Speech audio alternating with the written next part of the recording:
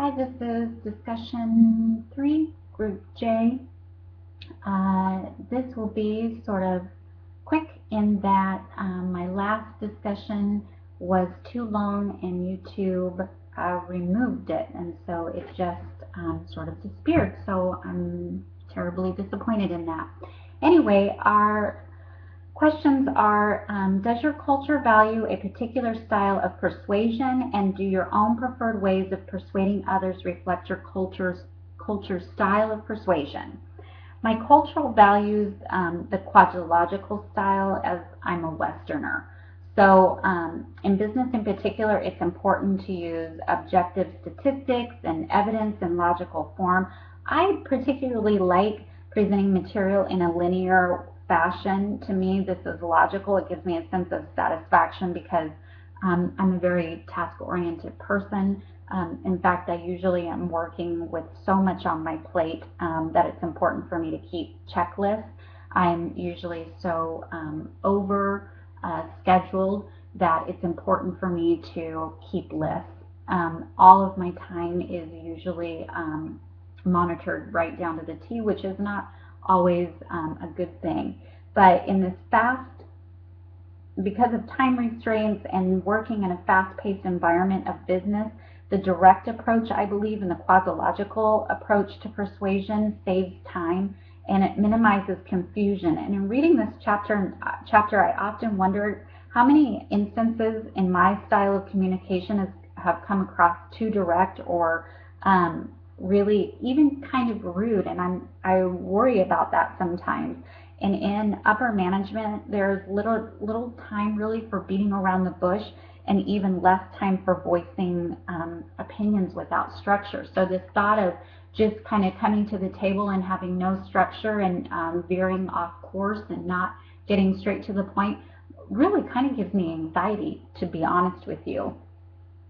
I changed careers later in life, and so I had to sort of learn and go off because truly I was raised by Hispanic grandparents who were really, I would say their style was definitely presentational style, incredibly passionate.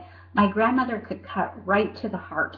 She cut right to the feelings of you. She knew what that value was.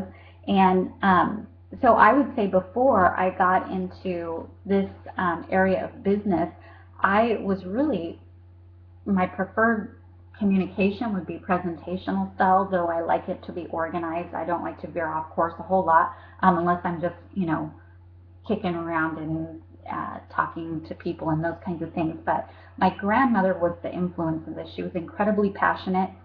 There was no instance of uncertainty in her acceptance or displeasure of a circumstance. And she, like I said, could cut right to the heart. She would appeal to my feelings. And I had spent my entire life not wanting to disappoint her. She knew what I held valuable in that I didn't want to disappoint her. She knew, I don't want to say guilted me, but she definitely influenced my feelings in a lot of ways. I find myself really have adapting these two forms of persuasion, the quasi-logical and the presentational, in that I do sort of figure out what is valuable to someone, and really it's easier to persuade someone when you know what they hold valuable. And in the supplement, I found the story of the Chinese non-usage of the words yes and no, to be incredibly puzzling until I read the passage in its entirety. The Chinese do say yes and no, though they say it in their own way. The outcome was the same, so they didn't want to eat raw fish in the Japanese style.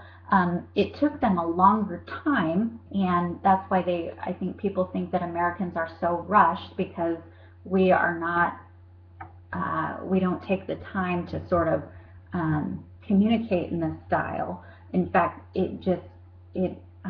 this communication style is very difficult for me. But in the end, the result was the same. It may have taken a longer route, but in the end, they got to eat Chinese food, and they were all happy. And so they really do say yes and no. They just say it in their own way, and I found that to be fascinating. And true also in the cultural connections. When we were looking at the different styles, it was interesting to me that we really are not that different, though it seems incredibly a huge span of difference and very vast when you're reading these instances until you really get at the heart of the matter. I can see why people who are not from the United States view us as being incredibly rushed, incredibly direct, and to the point. I just cannot imagine not being this way. Though I have a unique circumstance where I own my own business for several years, I was able to sort of operate on my own time around my children and those types of things. And now I am overloaded in time. And so this was very interesting for me. I look forward to our discussion, and I will talk to you soon. Thank you so much.